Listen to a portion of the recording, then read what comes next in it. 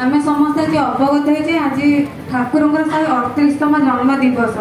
आज तो ठाकुर नाम कीर्तन होता दुपर आम सत्संग सारीचे एवं मातृ सम्मेलन जेहेतु आम ठाकुर नाम कीर्तन करते माँ को केमी छाड़ कारण से स्वयं लक्ष्मी नारायण आ ठाकुर सब माँ को गुरुत्व ही देते माँ मान को गुरुत्व देते से माँ कारण माँ ही घर मेरुदंड बा परिवार मेरुदंड से माँ को ही सर्वश्रेष्ठ रखी आम मातृ सम्मेलन माने श्रावण मास माँ को जन्मदिन पालन करते श्रावण धरार वर्षार धरा धरे मर्त्यमंडल को ओह्लई आसी पुरुषोत्तम संगिनी जगत जननी श्री श्री बड़मा रचि जाइए लीला जगतर कल्याण चिरस्मरणीय हो रही जाता श्रावण मास पुण्य मास भाव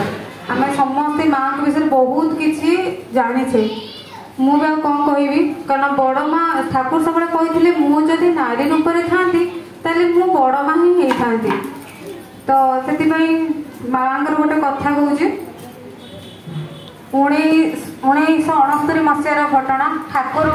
देह महाप्राण हो जाए तार 2-3 मास तल पर घटना सुभाष चंद्र महापात्र ध्रुवचरण बबुली भाई से प्राय जाती देवघर जाती जो ठाकुर थे से प्राय से ठाकुर सहित बहुत क्लोज थे से मिशुले से महाप्राण पर प्रथम थर पर देवघर जाते जो से देवघर जाते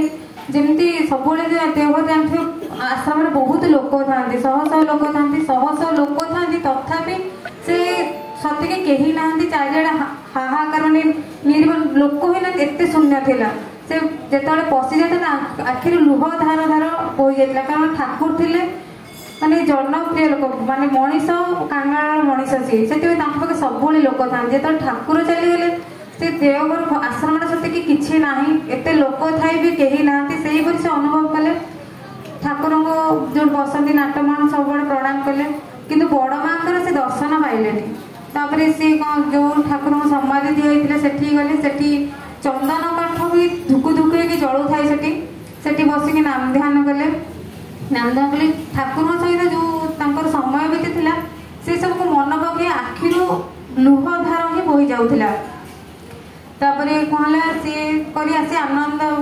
प्रसाद सेवन कले आसिक जो नाटमंडल ठाकुर बसी था सब से बसिकी सहित बीते प्रति मुहूर्त को सी मन पकईले